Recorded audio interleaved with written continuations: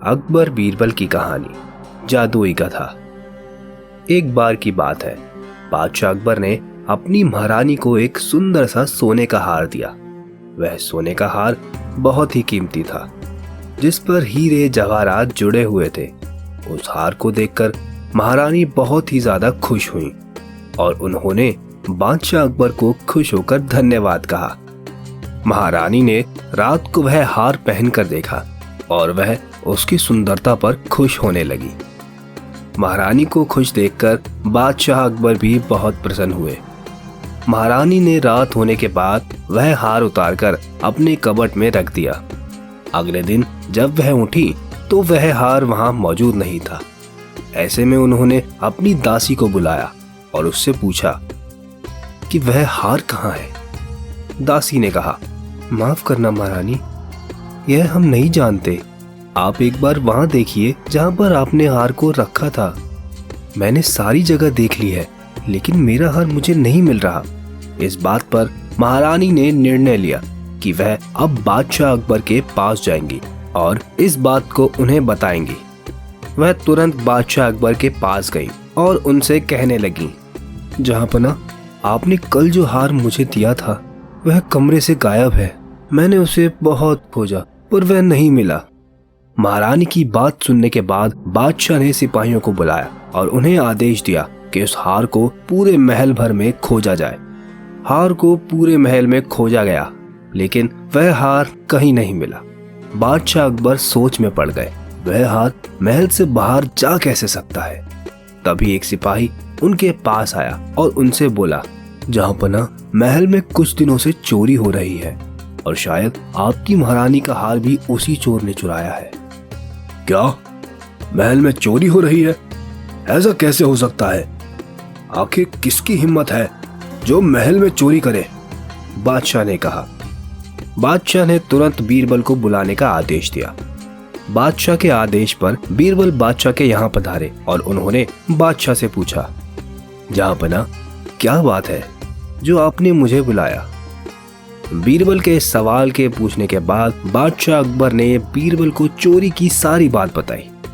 कुछ देर तक बीरबल सोचने लगे, फिर उन्होंने बादशाह से कहा, जहांपना, बाहर का कोई भी आदमी यहाँ आकर चोरी नहीं कर सकता, इसलिए मैं दावे से कह सकता हूँ कि यह महल के अंदर का ही कोई व्यक्ति चोर है।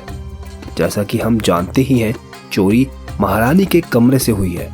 महारानी का कमरा बहुत ही ज्यादा सुरक्षित है और वहां बहुत सारे पहरेदार होते हैं। इसका मतलब यह है कि महारानी के कमरे के पास के सिपाही और उनकी दासियों में से ही कोई चोर है।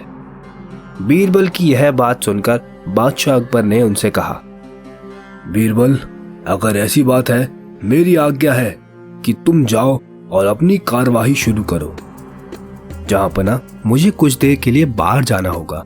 मैं जाकर अपने एक दोस्त को लेकर आता हूँ। इस मामले को हल करने में वह मेरी मदद करेगा। मैं आपकी आज्ञा चाहता हूँ। बीरबल ने बादशाह अकबर से आज्ञा मांगी। बादशाह अकबर ने बीरबल से कहा कि वह उनके दोस्त को बुलाने के लिए सिपाहियों को भेज देंगे और उन्हें आगे की कार्रवाई करने को कहा। फिर बीरबल ने उनसे आग्रह किया, नहीं जहांपना, उसे लाने के लिए मुझे ही जाना पड़ेगा। वह मेरे अलावा किसी और के साथ नहीं आएगा। ठीक है, फिर तुम जाओ और अपने दोस्त को लेकर आओ, बादशाह अकबर ने कहा। बीरबल महल से बाहर गए और अपने साथ एक गधे को लेकर आए। बीरबल के साथ गधे को देखकर बादशाह अकबर चौंक गए और उनसे पूछा, बीरबल, यह कैसा मजाक है? तुमने तो मुझसे कहा था कि तुम अपने दोस्त को लेने जा रहे हो, लेकिन तुम तो अपने साथ एक गधा लेकर आए हो। माफ करना जहांपना, यह मेरा दोस्त ही है और यह एक मामूली गधा नहीं है। यह गधा खास है क्योंकि इसके अंदर जादुई शक्तियां हैं। यह एक जादुई गधा है। इसकी मदद से हम पता लगा सकते हैं कि असली चोर कौन है। बीरबल ने बादशाह अकबर को बताया।